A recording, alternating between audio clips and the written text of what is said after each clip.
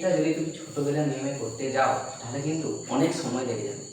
তাই এটা করার একটা সহজ নিয়ম দেখে দিচ্ছি। দেখো, যদি আমার এরকম থাকে যে এই অঙ্কগুলি এখানে আমার বিপরীত করে দেয়, মানে 5টা আগে আছে 5টাকে পরে এবং 6টা পরে আছে 6টাকে আগে, মানে একই সংখ্যা যদি অঙ্কগুলো আমার চেঞ্জ করে যোগ করতে দেয় তাহলে সর্বদা সেই সংখ্যাটি আমার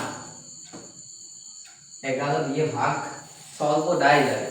ঠিক আছে, এটার ফর্মেটটা দেখো আমি দেখে দিচ্ছি।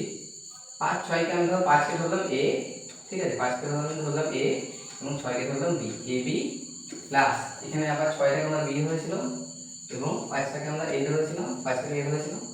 এই A B plus B A যদি এই ফর্মেটে থাকে তাহলে সেইটি আমার সর্বদা এবং যুক্ত চিহ্ন দিয়ে যদি থাকে, ফলো করে দেখো, যদি আমার যুক্ত চিহ্ন দিয়ে থাকে তাহলে সর্বদা আমার 11 দিয়ে ভাগ যাবে। কিন্তু যদি এটা আমার বিযুক্ত চিহ্ন দিয়ে থাকে না, তখন কিন্তু 11 দিয়ে ভাগ যাবে না, তখন এটা আমার 9 দিয়ে ভাগ যাবে। বেশ, তাহলে এটা আমরা দেখেই বুঝতে পারছি এটা আমার 11 দিয়ে ভাগ যাবে। তাও আমরা একবার করে দেখে নিই। তাহলে 56 আর 65, ঠিক আছে। তাহলে 50 হচ্ছে 110, 121, 121কে আমরা জানি 11 দিয়ে ভাগ যায় কিনা। 11 11 1কে 11, 1 1 11 কে 11, ভাগের সময় কিছু নেই, মানে বড় সংখ্যা 11 দিয়ে ভাগ গেল। তাহলে যদি বুঝতে পেরে থাকো তাহলে তোমরা বলো